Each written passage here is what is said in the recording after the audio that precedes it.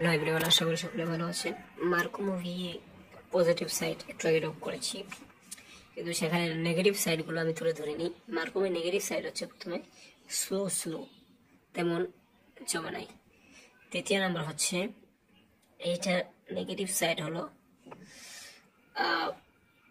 এইখানে বিভিন্ন ধরনের কি বলবো, কিছু না ভুল করা হয়েছে।